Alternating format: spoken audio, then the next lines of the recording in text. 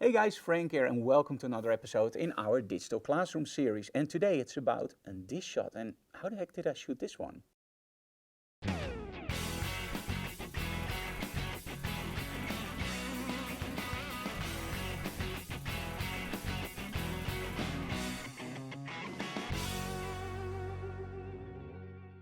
Well, this shot was with Nadine during our workshop on location in Emmeloord. Now, you probably already saw 3 videos before about this workshop, so I'm not going to explain a lot about it.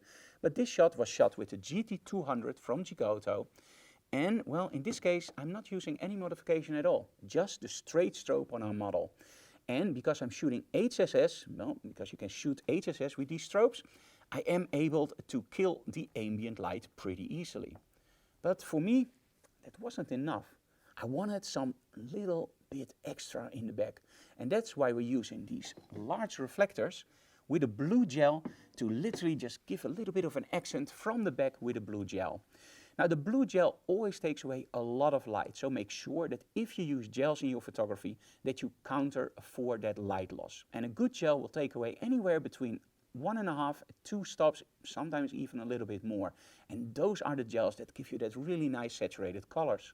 But especially outside with a 200 watt strobe, well, taking away 2 stops is a lot of power that you take away. So that's why we use those larger reflectors. Now the nice thing about hybrid strobes is that you can choose to place the gel in front of your modifier. So for example with those reflectors, it's no problem to place a gel in front of your reflector.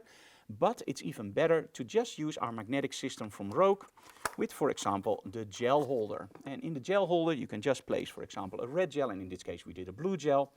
And you can just click this on the magnetic holder and now you have your gel behind your modifier.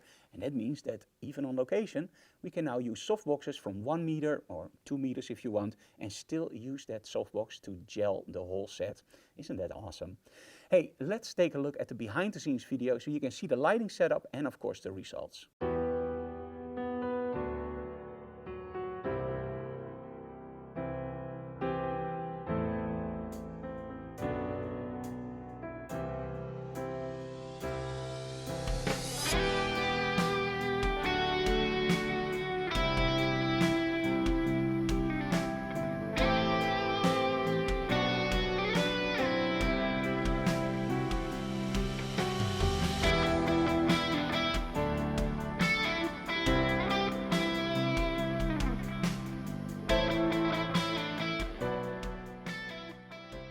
As you can see, pretty easy lighting setup, not so interesting location, but when you use the right lighting, the right angle, and of course your right shooting angle, because look at the diagonals in the back. Do you see that they create a nice triangle? Now be honest, did you notice that before or now that I pointed out? That's the thing in a photo that can really draw the eyes of the viewer towards your subject without really noticing. Those small details, find them in your photos. It can be something you place in the front to create depth or size. But it can also be very nice leading lines in your photo. And the nicest thing is if they don't draw the attention immediately, but they still draw the eyes of the viewer. Hey guys, I hope you enjoyed this episode and the video, of course. If you have any questions, leave them in the comments below. Reach out on our social media. And most of all, a lot of you people are not subscribed to our channel. So press the subscribe button, and well, when you're there, press the bell button too, because then you will be notified about new videos and live streams, and it really helps us out. Thank you so very much for watching guys, and see you again next time. Bye bye.